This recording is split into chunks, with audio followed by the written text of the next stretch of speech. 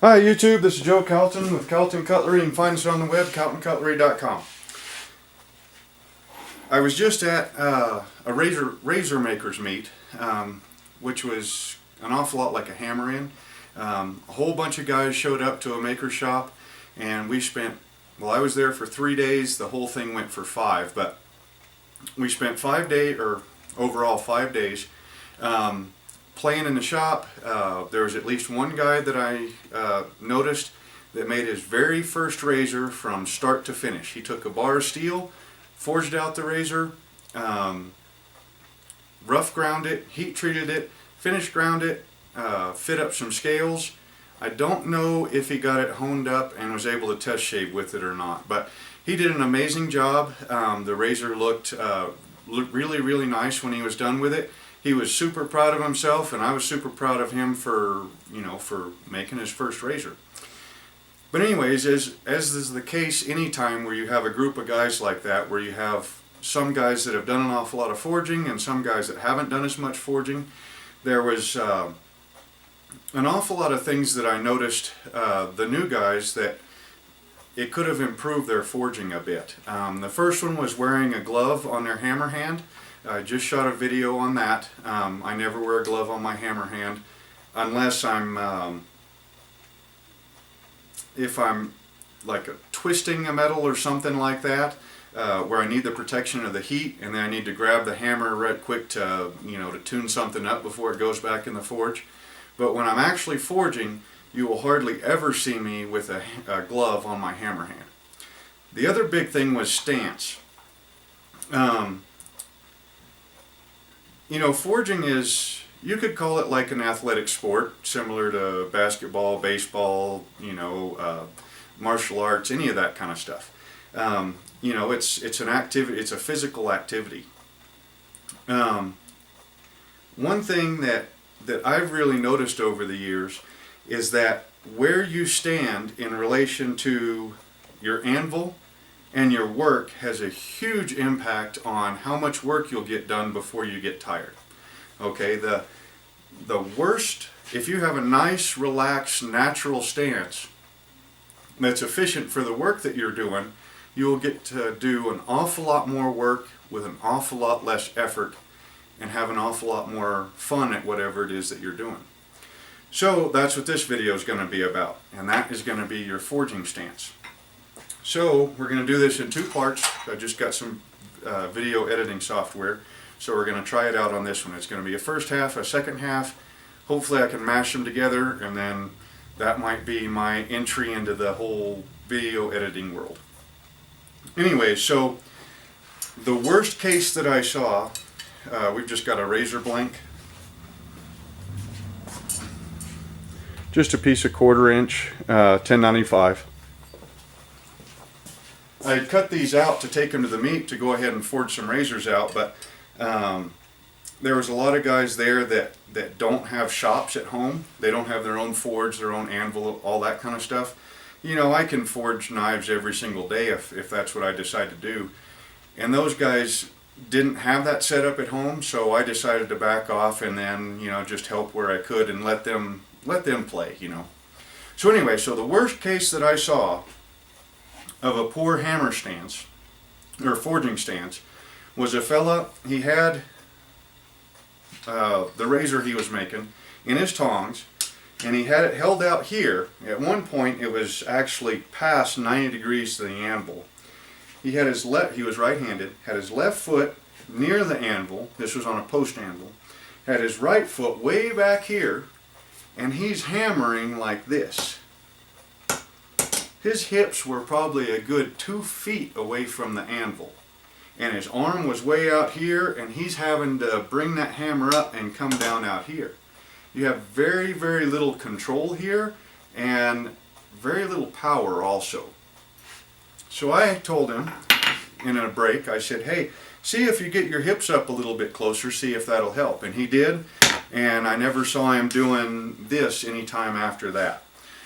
So when I'm forging, I like to get close to my anvil. Your hips are your center of gravity, your your center of balance.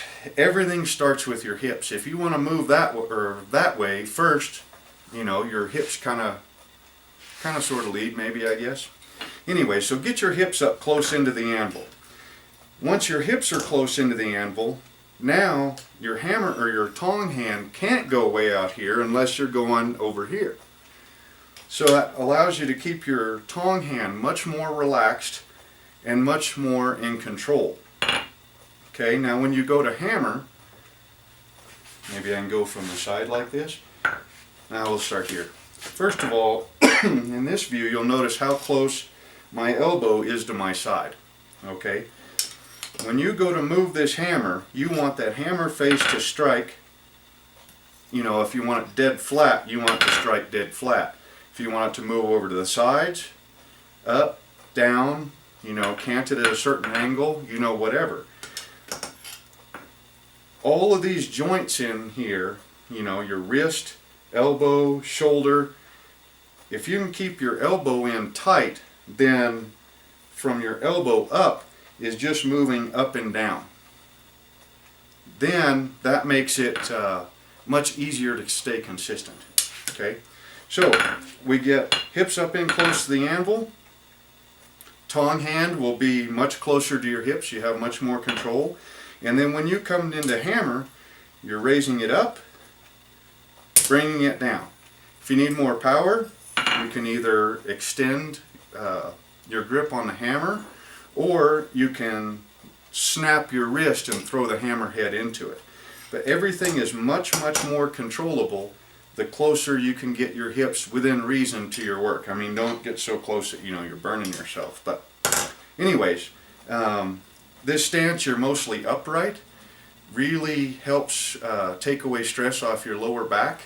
And you actually, I've noticed, get more power from here than you do from here. Now, if you were using a 2-pound or a two-handed type sledge, then you have to get away from it, you know, because the handle's going to be an awful lot longer. But a single-handed hammer, get up in close to that anvil and work from here. I think you'll find it a lot more controllable, and you'll get a lot more work done more accurately with less effort.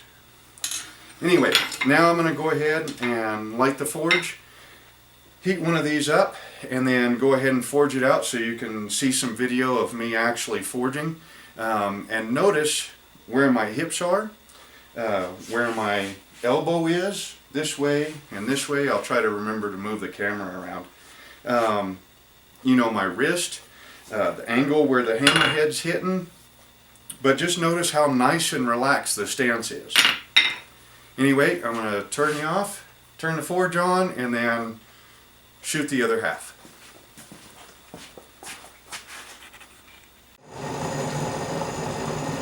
Okay, so we got the forge lit. It's nice and hot. Got a razor blank in there. We're going to go ahead and probably going to go ahead and take this one, rough out the tang, and before I pull it out, I'll put another one in, and then that way you can see it from that view, and then I'll move the camera over here so you see it from that view. Again, pay attention to where my hips are, my elbow in relation to, you know, my torso, my tong hand. See where it is, see how nice and relaxed the stance is, and how little effort I am putting into doing the forging. Forging should be a nice, relaxing activity. You know, it shouldn't be, the actual forging shouldn't be all that stressful. You gain more control if you're nice and relaxed.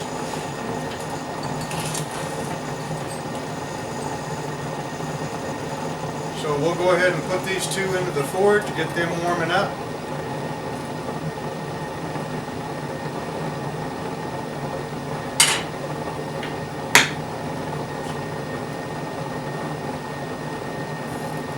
Okay, so the first thing we're going to do is we're going to start setting this down.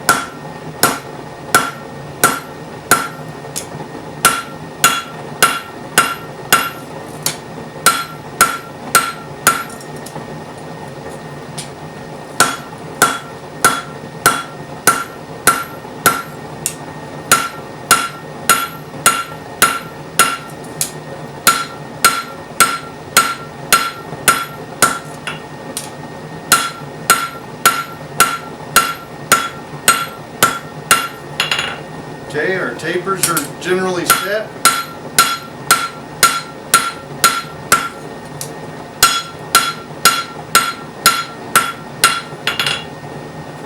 Then we just smooth it up with the flat side, straighten it up a little bit.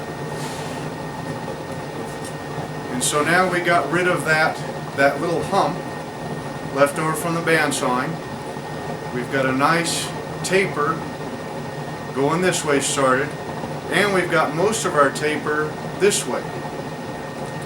So we'll go ahead and stick this one back in the forge. I'll move the camera over here so you can get a different view.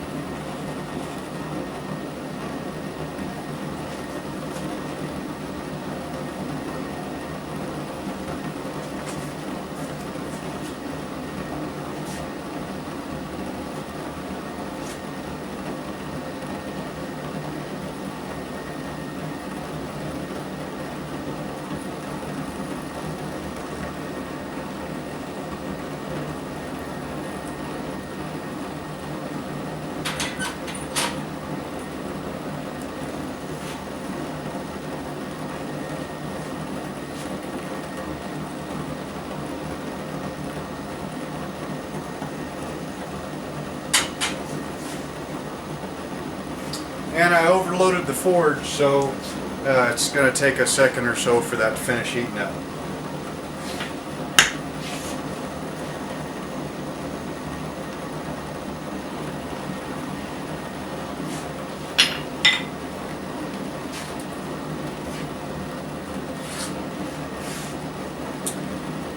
So what we did was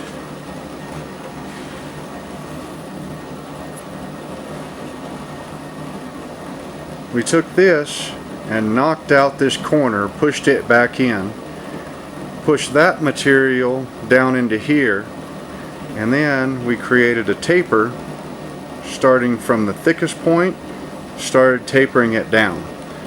What we'll do in this heat is we're still plenty thick up here, so we'll thin that down some and then make this taper right here a little bit more severe, and then set up for the last heat, which I've got another razor that's at that point. We'll go ahead and finish that taper and then make our monkey tail.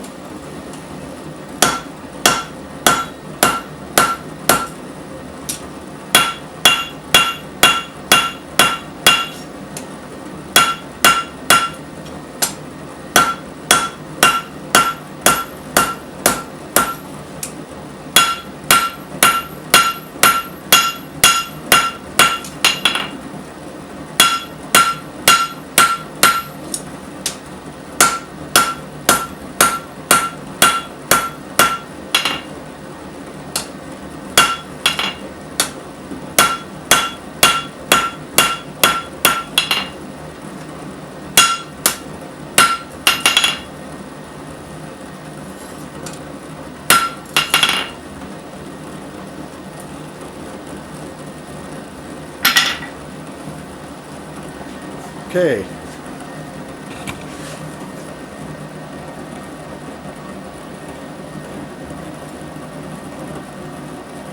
See how our tapers are much more even this way and this way.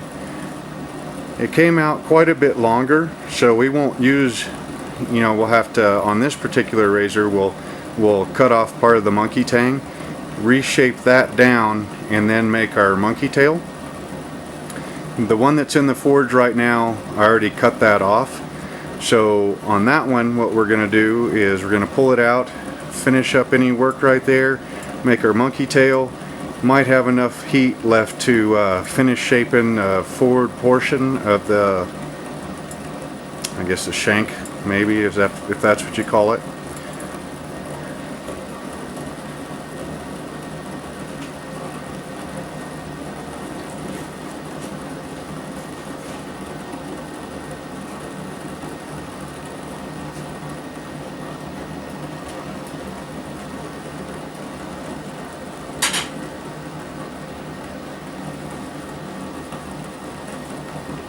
Okay, so we're going to thin out this monkey tail a bit.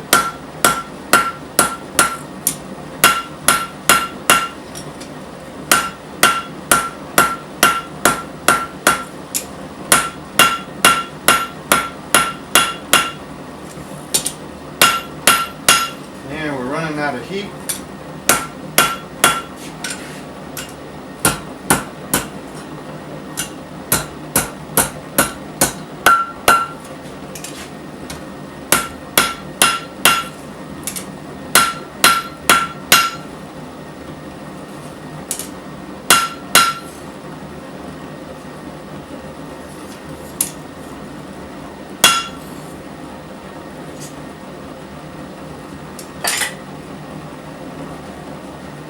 Okay, so we got it pretty close. Got it forged down.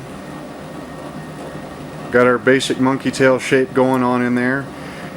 Now what we'll do, since we got 11 minutes left, the other one I stuck in point first, so we'll go ahead and make a little bit of smile in the blade, which would be the next step on this one. And then then we'll go back and start tweaking the shape, finalizing everything, and then it'll be ready for thermal cycling and rough grinding.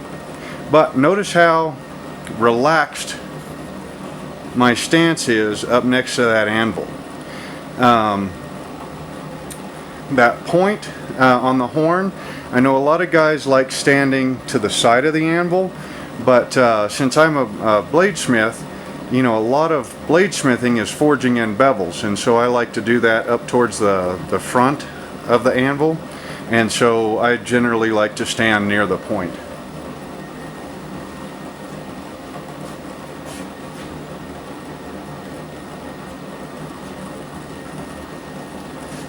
Okay, so on this heat, all we're doing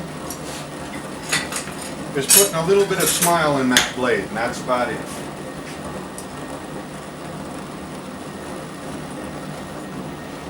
And for that, we use the sides of the anvil corners here.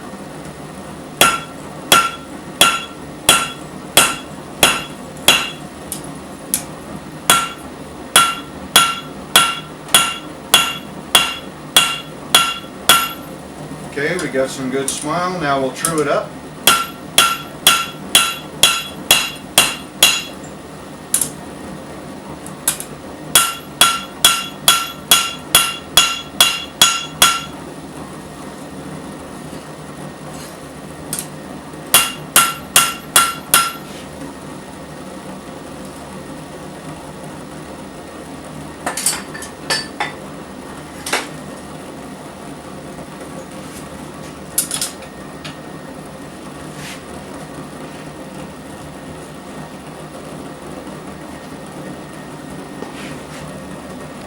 Okay, so we got just a little bit of smile in that blade now, which for